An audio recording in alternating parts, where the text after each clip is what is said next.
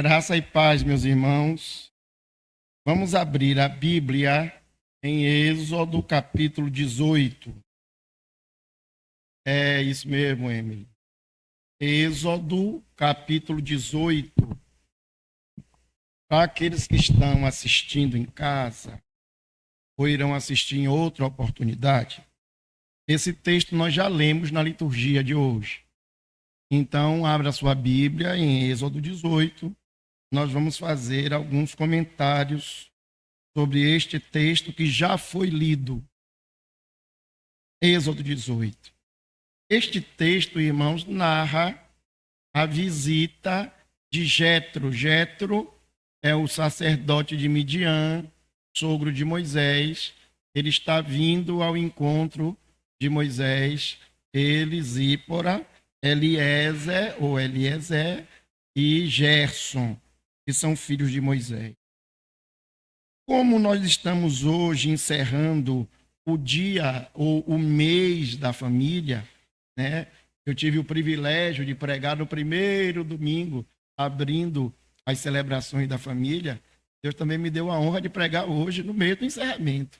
E eu gostaria de encerrar esse mês da família falando sobre família. Pegando este personagem bíblico, que é Jetro, e tirando da vida de Jetro, tirando deste capítulo 18, algumas lições sobre o relacionamento familiar salutar, um relacionamento familiar cristão. E aí eu proponho o título, Jetro, lições para uma família em formação. Por que é que eu digo em formação? Se a família já estava formada, se Moisés já era casado e já tinha 2 filhos, é porque, irmãos, na própria história de Moisés, algumas coisas são importantes nós entendermos. Lembrem que Moisés é filho de uma hebreia ou de uma família hebraica. Pronto. Ele é hebreu de nascimento. Porém, ele nasceu num período de perseguição. Ana Maria, há poucos instantes, orou pela igreja perseguida. A igreja já era perseguida desde o Antigo Testamento. E no Antigo Testamento havia um sentido. O sentido era matar o Messias, não permitir que o Messias nascesse. E lembrem que Moisés é um daqueles que simboliza o Messias. Ele não é o Messias, ele não é o Salvador, e ele também não é da tribo de Judá. Porém, ele representava esse Messias. Por isso, nós lembramos da matança das crianças ainda no período do nascimento de Moisés. Moisés, então, irmãos, foi colocado num cesto e colocado nas águas, e ele é encontrado pelas servas da filha de Faraó.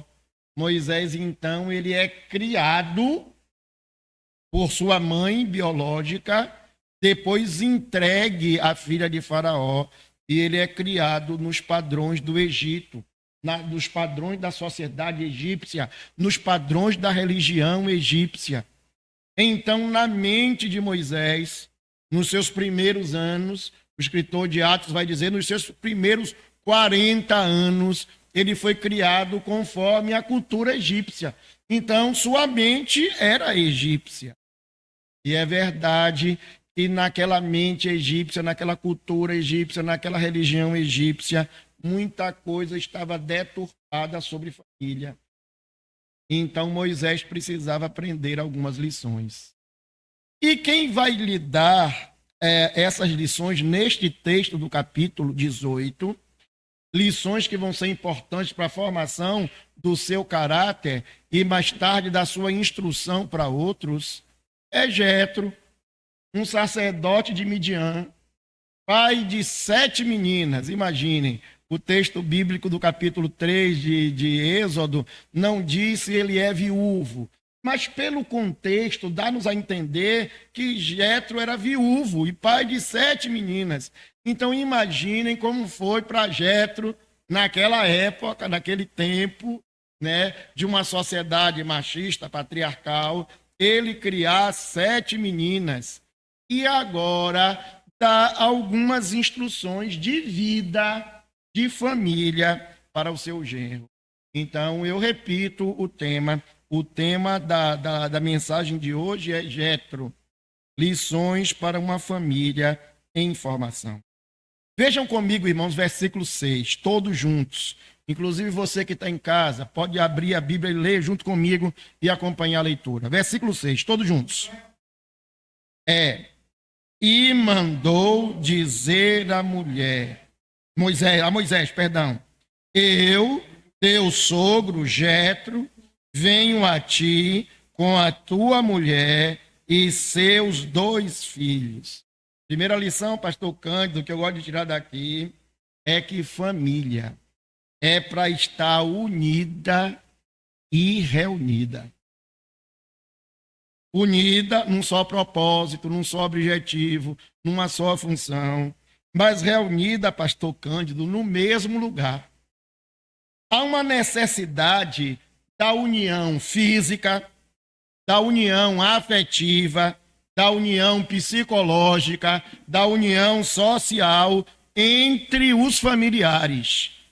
E não escapem, se inclui aí a união sexual entre marido e esposa. Quando eu me dirigi diretamente a pastor Cândido, e eu lembro do seu ofício fora da igreja, como militar, viajando pelo mundo, para cima e para baixo, passando 2 meses, 3 meses, 6 meses fora de casa. Quantas vezes nós ouvimos de pastor Cândido, e a Anitta não se queixa muito não, ela tem as queixas dela, mas as queixas dela ela guarda para si. Mas pastor Cândido diz, quantas vezes eu passei longe da minha filha, para lá e para cá, sem saber, e a Anitta com os meninos aí, longe do marido, em casa, mas longe do marido, peregrinando, está em Salvador, é mandada para Brasília, sai de Brasília, é mandada para o Rio de Janeiro, é do Rio de Janeiro, volta para Salvador, até que um dia, pastor Cândido ainda disse, olha, basta, acabou. Minha vida é para eu estar junto da minha mulher, junto da minha esposa, junto dos meus filhos, cuidando da minha casa, cuidando dos meus, dando assistência à minha casa. Irmãos, é exatamente disso que o texto está tratando. Moisés tinha uma missão.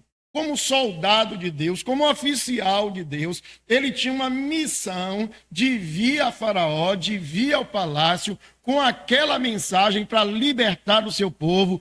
Por isso Moisés envia Zípora, Eliezer, eu prefiro chamar de Eliezer e Gerson, para ficar com a mãe na casa do sogro, mas agora o sogro está vindo em comitiva. E manda um recado para Moisés. Olha, avisa Moisés, cheguei aqui, mas não cheguei sozinho não. Trouxe tua mulher e trouxe seus 2 filhos. Não é despacho no sentido, toma que o balaio é seu, toma que o pepino é seu, toma que a carga é sua. Não, Jétro estava dizendo em outras palavras, toma que a família é tua. É responsabilidade tua, é compromisso teu. E não só responsabilidade e compromisso no sentido de carga, mas o prazer é teu. Você, Moisés, que está conduzindo o povo de Deus, que está conduzindo essa grande nação, você também vai precisar conduzir esta mulher e esses 2 meninos, porque faz parte do teu ministério. Faz parte daquilo para o qual Deus lhe chamou. Irmãos, estar próximo de nossa família não deve ser apenas uma carga e um peso. Estar próximo da nossa família é para ser prazer. Ana Maria, na oração, já citei Ana Maria 2 vezes, vou citar mais algumas. Ana Maria, na oração, disse assim, que a Carla encontre paz. Ela está dizendo, besta, minha pai vai ser sábado mesmo. Sábado, na hora que eu sair daqui do aeroporto, pisar no aeroporto de lá, aí que eu vou achar a paz mesmo, porque vou encontrar o meu marido, os meus meu filho, vou encontrar minha mãe, vou ver minha irmã. Então, eu estou indo para o encontro da minha família. Foi isso que eu pedi, que eu supliquei, que eu orei, que eu chorei, que eu derramei as minhas lágrimas diante de Deus. Eu quero estar lá. Irmão, está se cumprindo aqui aquilo que está no Salmo 133, versículo 1. Como é que diz o Salmo? Ó, como é bom e agradável viverem unidos os irmãos. É verdade que o Salmo não está falando apenas dos irmãos de sangue, mas nós precisamos entender que aquela Jerusalém, que aquele povo de Deus, que aquele Israel, que aquela Sião, se referia também aos irmãos de sangue, porque todos eles faziam parte de uma nação. E dentro de casa, nós precisamos ter prazer em estar em casa. É verdade que as famílias aí fora, os modelos de família aí fora, muitas vezes estão tão deturpados e acabam influenciando famílias dentro da igreja. Sabia disso? Eu lembro, por exemplo, há muitos anos, 30, 35, 40 anos, ninguém nem lembra mais, mas eu lembro. Rita Lee dando entrevista na televisão, né? Rita Lee, aquela cantora de rock famosa, né? Ela dizia: meu casamento com o meu marido dura esses anos todos. E eu tenho uma receita. Sabe qual é a receita? Nós moramos num edifício. Eu moro no 12º andar, ele mora no 3º. Nós nos vemos, nos encontramos, namoramos e tal. Na hora, um vai para sua casa, o outro vai para sua casa. Nós não convivemos juntos debaixo do mesmo telhado. Ou seja, não há alegria, não há prazer em conviver junto. Outro dia, conversando com alguém da igreja, acabei de falar de Rita Lee, né? Outro dia, conversando com alguém da igreja, alguém dizia: eu moro aqui e meu marido mora em outra capital, Salvador e São Paulo, né? Eu moro aqui e ele mora lá. Que bom, que alegria. Nosso casamento irá durar para sempre. Ou seja, um casal de crentes que perdeu a alegria, perdeu o prazer de estarem juntos. Imitamos o padrão do mundo. Em 1 Coríntios, capítulo 7, versículo 5, o apóstolo Paulo vai levar isso ao extremo da vida do casal, quando ele vai falar de vida sexual.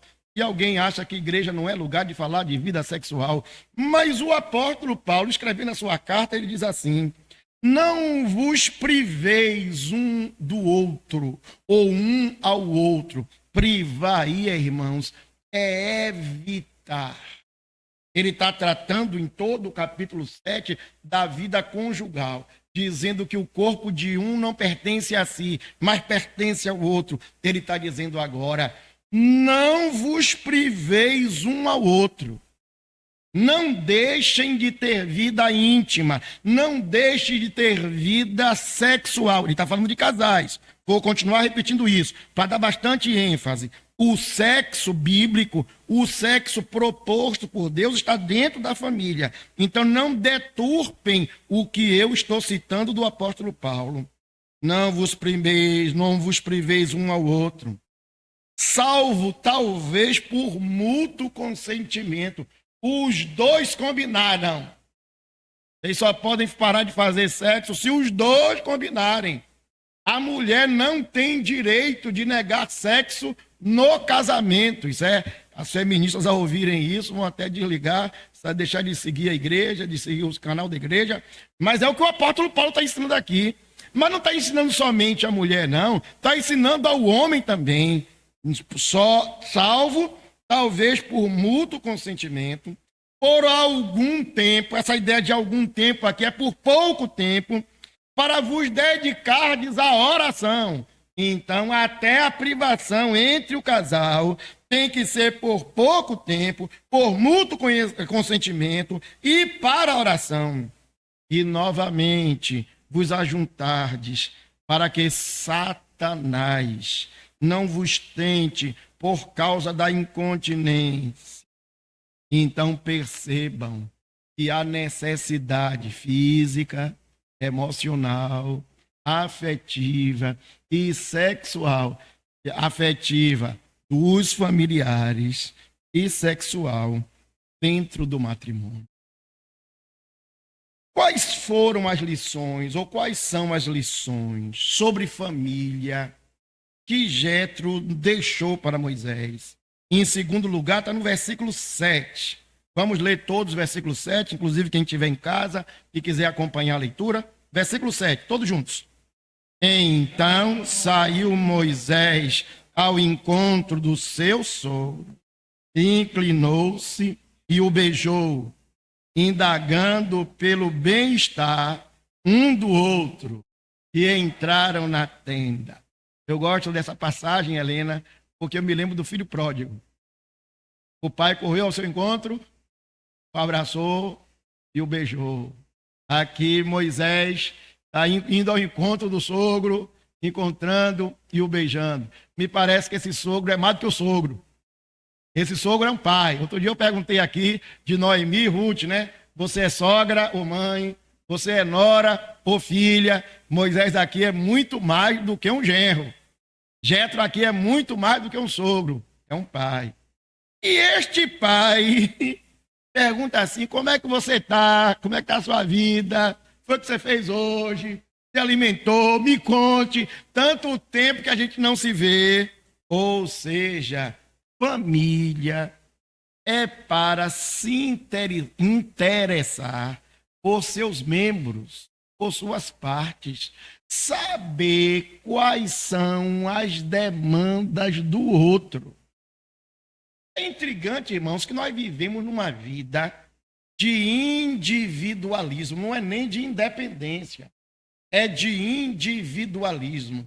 Cada um por si, e aí eles completam. E Deus por todos, Deus ainda se mete, né? Ainda botam Deus nessa miscelânea. Cada um por si, ou seja, não se meta na minha vida. Minha vida é minha. Depois que inventaram esse negócio de celular, de smartphone, depois que inventaram internet, depois que inventaram rede social, pronto. Eu consigo falar com quem está no Japão, eu consigo falar com quem está na China, eu consigo falar com quem está na Coreia, eu consigo falar com quem está na Conchinchina, mas eu não consigo me comunicar com quem está sentado ao meu lado. Eu não consigo conversar com quem está à mesa comigo. Incrível, é uma experiência que a gente tem vivido. O cara vai para um restaurante ou está na mesa de casa, almoçando, todo mundo na mesa.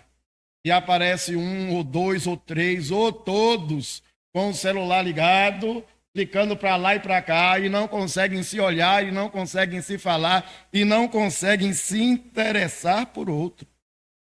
Existe, irmãos, a necessidade em família de se interessar, e não só de se interessar, mas de demonstrar interesse.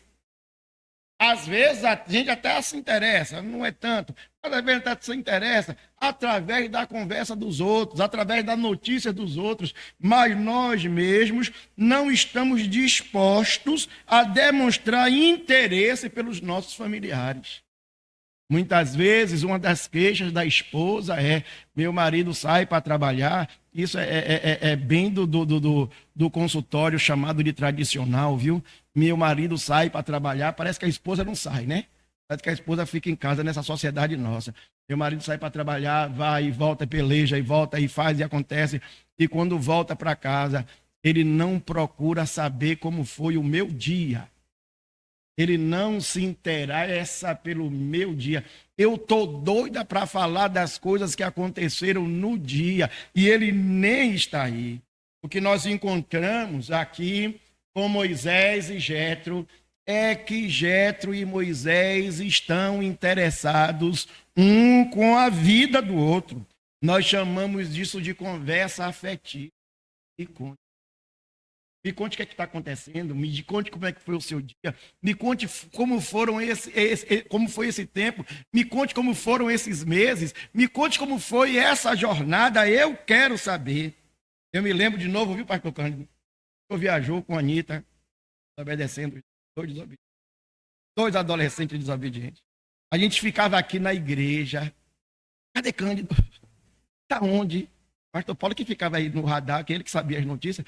Tá onde? Chegou, não chegou, chegou em Ceabra, não chegou em Ceabra, dormiu, não dormiu e tal. Quer dizer, todo mundo aqui na agonia. E alguém pode dizer, quer saber de minha vida? Quer saber de sua vida porque se preocupa com você. Quer saber de sua vida porque te ama. Quer saber de sua vida porque nós temos afeição pelo Senhor e por sua família. Aleluia. Provérbios, capítulo 18, versículo 24, diz assim: o homem que tem muitos amigos está perdendo.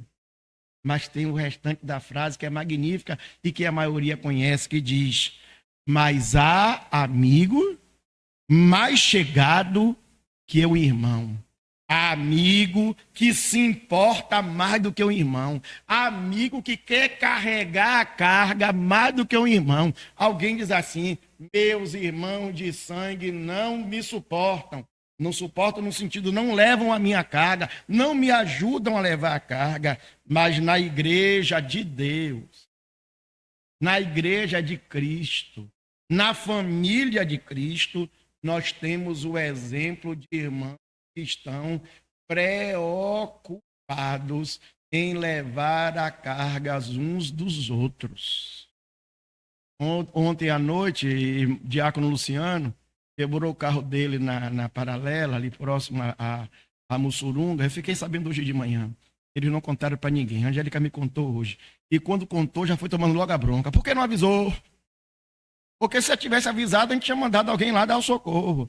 Ela fez, não, irmão, graças a Deus eu estava perto de Diego, meu filho. E graças a Deus alguém pôde socorrer. Meu filho estava lá e socorreu.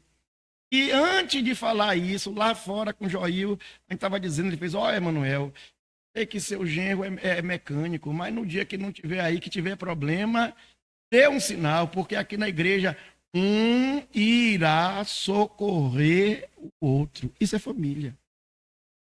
E muitas vezes, irmãos, nós exercitamos isso na família da fé.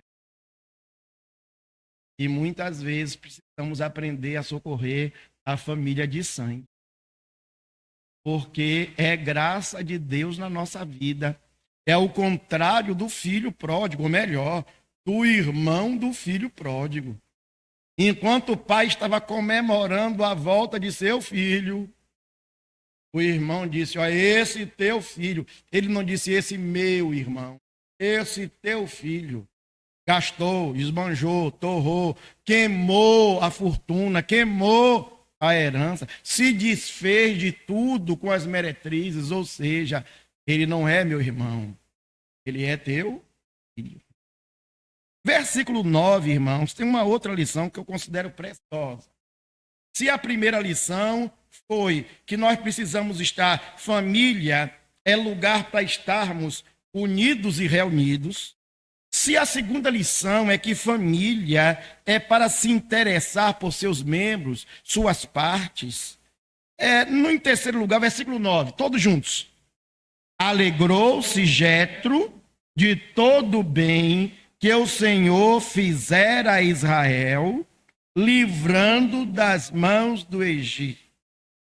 Família é para se alegrar com o sucesso de cada um de seus membros. Que coisa magnífica, irmãos. Olhe, nessa igreja aqui, eu gosto de contar testemunho, viu? Eu acho que eu sou mais pentecostal dessa igreja. Eu sou mais pentecostal do que Raimunda Santana.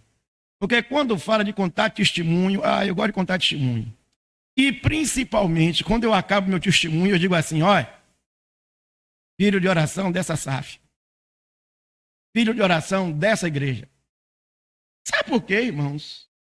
Muitas vezes as pessoas só ouvem e alguns desenvolveram o ouvido só para ouvir catástrofe, só para ouvir miséria, só para ouvir pranto, só para ouvir dor. E parece que nós viramos sanguessuga A dor do outro. Ah, fulano está desempregado, fulano bateu o pé, fulano sofreu um acidente, fulano saiu da igreja, fulano não sei o quê. E tem gente que gosta de ouvir isso, né? E alguém ainda bota uma ênfase, vou orar, vou interceder. Mas, irmãos, nós só temos recebido de Deus males, né? Nós só temos recebido de Deus males. Não, meu irmão, porque quando você compartilha uma coisa boa, eu fico preocupado, porque eu não sei se Normélia recebeu a mesma coisa. Quando Normélia diz assim, Nicole recebeu uma bolsa para estudar no Monte Soriano, está estudando numa escola particular de nível, de graça e tal. Ah, mas Arthur não recebeu. Se for contar essa bênção, Daniela vai ficar triste, porque Nicole recebeu e Arthur não recebeu. Irmãos, nós não entendemos que quando Nicole recebe a bênção, é a igreja da Boca do Rio toda que foi abençoada. Foi resposta das nossas orações. Quando Paulo Júnior está lá em São Paulo, fazendo sucesso como profissional da área dele, sendo disputado por várias empresas, ganhando muito bem, estou de olho nele, ganhando muito bem, é para a igreja toda dizer assim, glória a Deus, porque o filho do pastor Paulo de Ana Maria está lá fazendo sucesso. Quando dizer assim, olha isso, ganhou uma causa na justiça, é para dizer glória a Deus, porque uma filha de oração dessa igreja, que nasceu aqui nesta igreja, que a SAF orou por ela, Maria Lúcia Silva sempre me disse, eu achava que a isso não ia vingar, eu achava que a isso ia morrer, não ia sobreviver, mas fruto de oração dessa SAF é para nós dizermos, só o Senhor é Deus, só o Senhor é Deus, só o Senhor é Deus. Observe que quando Jetro chega e pergunta a Moisés, como é que foi esses dias? Moisés diz, meu sogro, o senhor não sabe. Deus levantou o braço forte, mão poderosa, falou a Faraó, Faraó se endureceu. Deus então, com seu braço forte, com sua mão estendida, nos tirou da mão dos egípcios. Aí o versículo 9 diz o quê? Jetro se alegrou. Jetro, se fosse brilhante assim, dançou na presença de Deus, aclamou, regozijou. Lucas, capítulo 15, versículo 22, que narra lá a parábola do filho pródigo, diz assim, o pai, porém, disse aos seus servos, trazei depressa a melhor roupa e vestiu, ponde-lhe um anel no dedo e sandália nos pés. Trazei também e matai um novilho cevado. Todos juntos agora.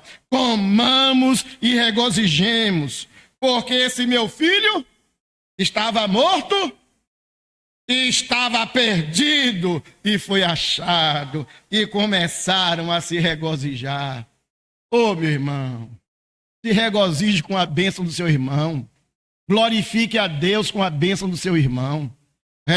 Celebre a Deus com a bênção do seu irmão.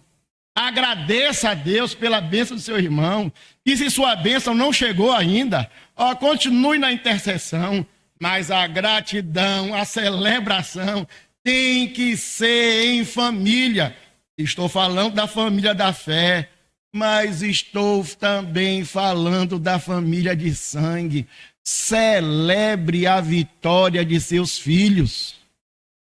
Tem pai e mãe, pai, isso é mais de pai.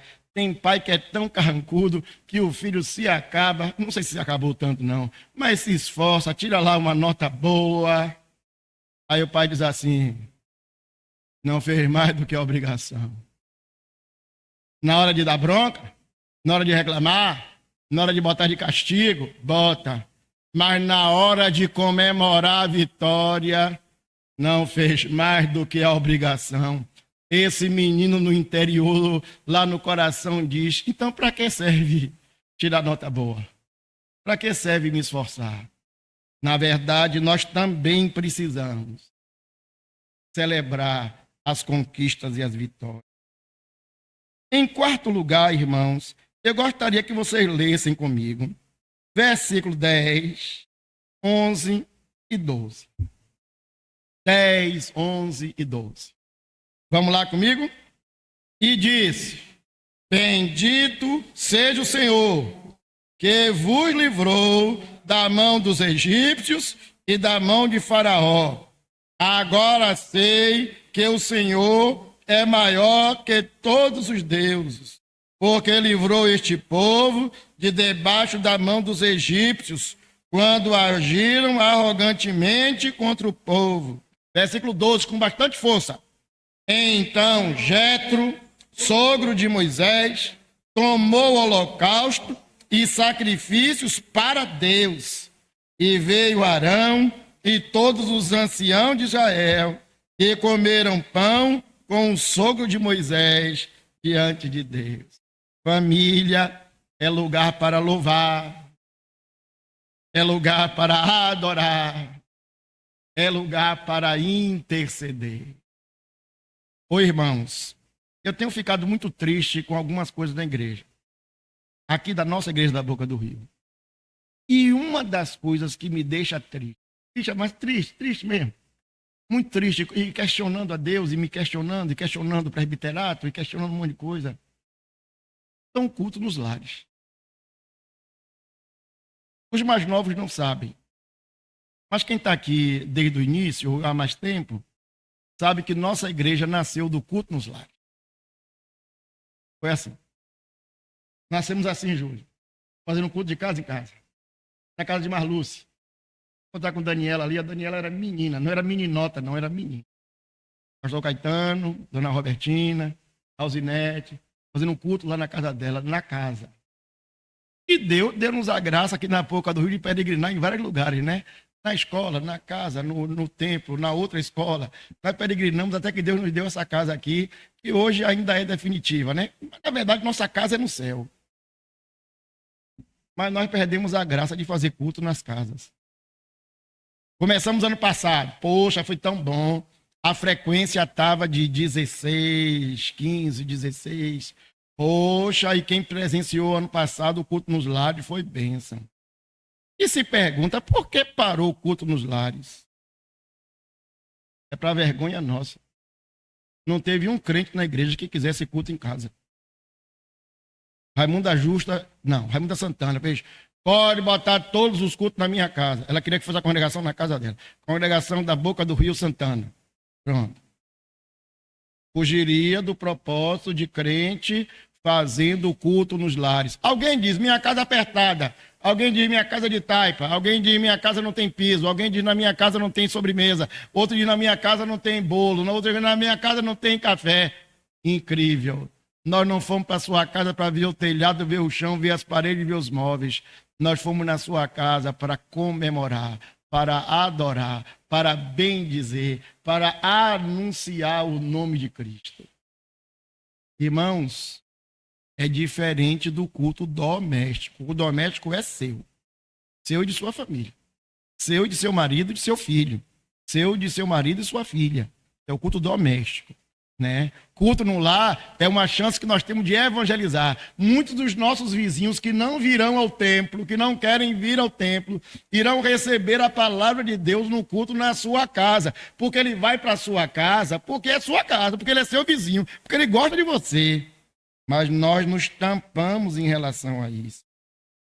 Lá é lugar de bendizer, é lugar de interceder. É lugar de invocar o nome do Senhor. Quando Jetro recebeu aquela notícia e se alegrou e fez a sua festa, ele fez, não é só festa não, eu quero fazer aqui uma oração. Uma oração bem presbiteriana, porque ele é o Senhor, ele é quem comanda, ele é quem preside, ele é quem reina, ele é quem governa. Bendito seja o Senhor, porque foi ele que nos livrou. Não foi Moisés que nos livrou. Moisés foi apenas um instrumento. Mas quem trouxe a libertação foi o Senhor. O Senhor nos livrou não somente de Faraó e dos egípcios, mas o Senhor, ele é digno de adoração. Jetro, então, faz lá o holocausto, a adoração, o sacrifício. Oferece a Deus o seu sacrifício de louvor e adoração. Meus irmãos, eu preciso lhe perguntar, você tem adorado a Deus em casa? Você tem invocado a Deus em casa? Muitas vezes nós queremos que a nossa família se converta.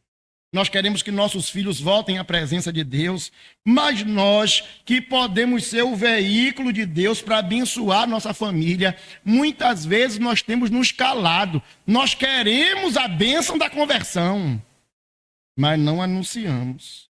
Vejam o que é que diz Deuteronômio, capítulo 7, versículos 4 em diante. Deuteronômio 7, 4 em diante. Diz assim: Ouve, Israel, o Senhor nosso Deus é o único Senhor. Deuteronômio, capítulo 7, versículo 4 em diante. Vou ler de novo, porque tem alguém procurando aí, é bom acompanhar. Ouve, Israel, o Senhor é nosso Deus. O Senhor, nosso Deus, é o único Senhor. Versículo 5. Quem tiver a Bíblia aberta pode ler comigo.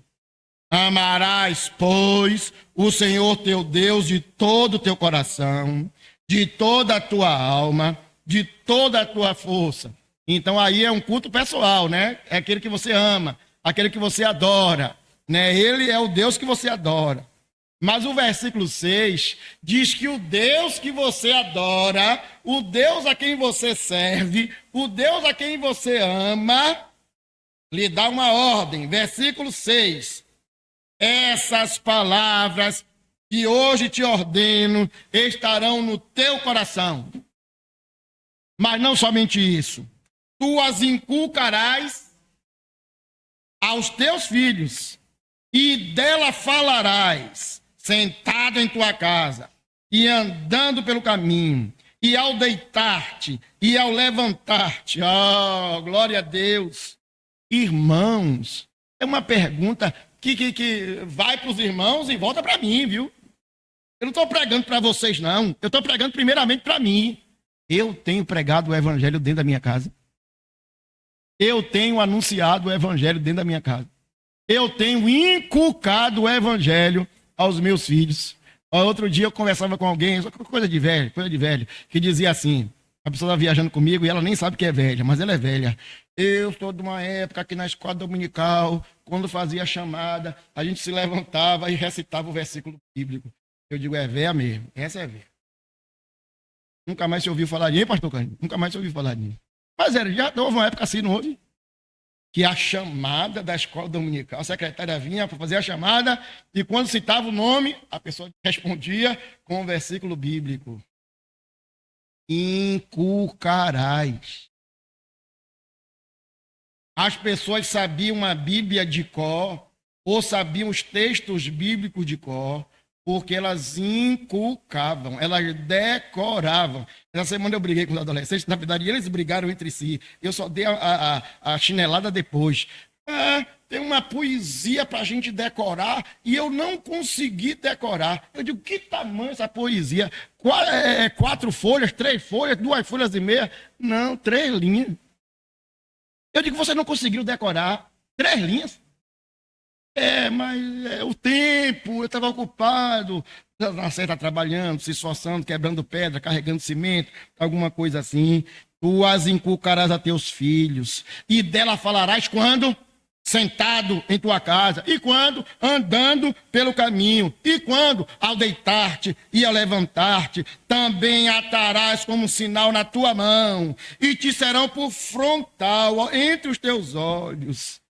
E as escreverás nos umbrais de tua casa e nas tuas portas. Tinha versículo bíblico para todo lado da casa, onde o indivíduo olhava, a palavra de Deus o acompanhava. Em 2 Coríntios, capítulo 6, versículo 14, Paulo diz assim: não vos ponhais em julgo desigual com os incrédulos. Porquanto, que sociedade pode haver entre a justiça e a iniquidade? Ou que comunhão dá entre luz e trevas? Irmãos, eu fiz questão de ler os 2 textos, um do Antigo e um do Novo Testamento, para dizer, eu não consigo entender Quando eu encontro uma menina crente, uma jovem crente, criada na igreja, criada na escola dominical, UCP, UPA, mocidade, e depois, quando chega a vida adulta, ela escolhe casar-se com um homem que não é crente. Eu não consigo entender como é que um homem criado na igreja, jogando bola na igreja, correndo picula na UPA, correndo picula na escola dominical, indo para os acampamentos da igreja, quando chega na vida adulta, escolhe uma mulher ímpia, uma mulher descrente, para se relacionar e casar. Presta atenção. Você, ao invés de atrair a bênção para a sua casa, você atraiu a maldição. Você atraiu aquilo que você deixou de desfrutar de Deus, a sua bênção. Você atraiu o mal para dentro da sua casa. E nós conhecemos milhares de casos, irmãos. Milhares não são não, viu? Conhecemos alguns poucos casos em que a menina consegue ganhar esse homem para Jesus, ou que o menino consegue ganhar essa mulher para Jesus. Mas o que nós conhecemos aos milhares é daqueles que foram esfriando a fé, esfriando a fé, esfriando a fé, e desviaram. E quando não se desviaram, o primeiro amor esmoreceu no seu coração. E eu não estou falando primeiro amor pelo homem ou pela mulher, mas o primeiro amor por Deus. Ao invés de inculcar, de trazer as bênçãos de Deus para dentro da sua casa, trouxe foi maldição. Para encerrar, eu queria ler com vocês o versículo 17 e 18. Vamos lá, todos juntos? O sogro de Moisés disse, porém lhe disse, não é bom que fazes. Sem dúvida, desfalecerás tanto tu como este povo que está contigo, pois isso é pesado demais para ti, e tu só não podes fazer. Há poucos instantes, eu disse que família é lugar de elogiar, de falar bem, de se alegrar, de bem dizer.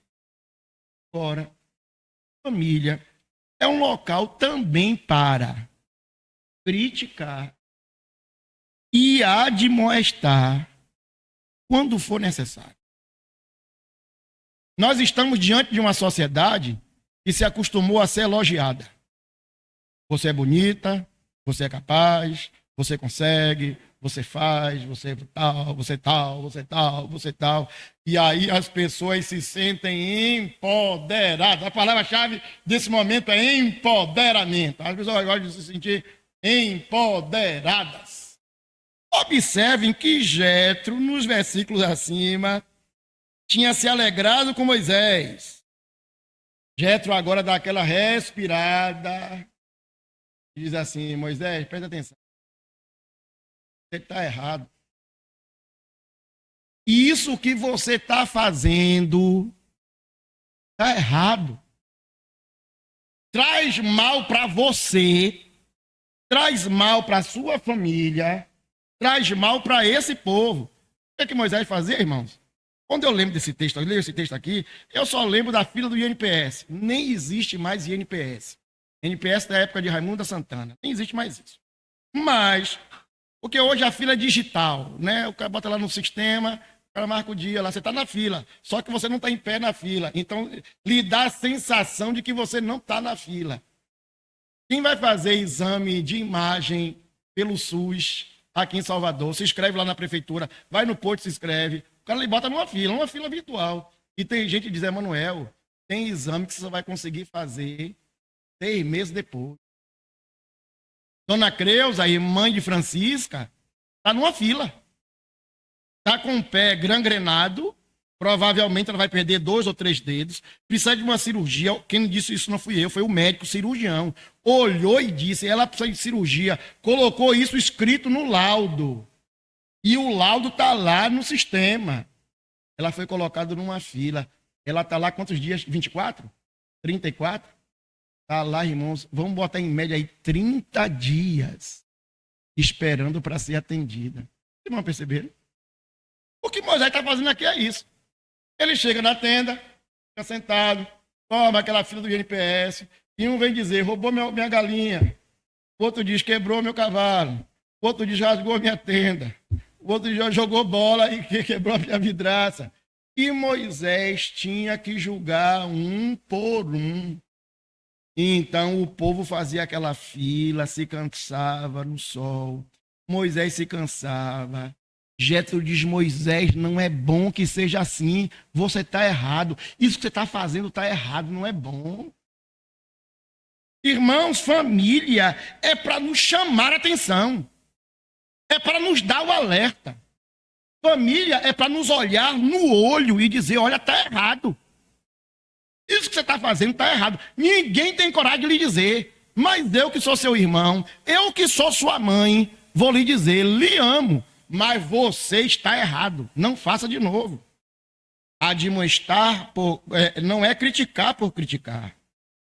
Provérbios capítulo 29, 17 diz, corrige o teu filho e ele te dará descanso. Corrige teu filho. Dará delícias à tua alma.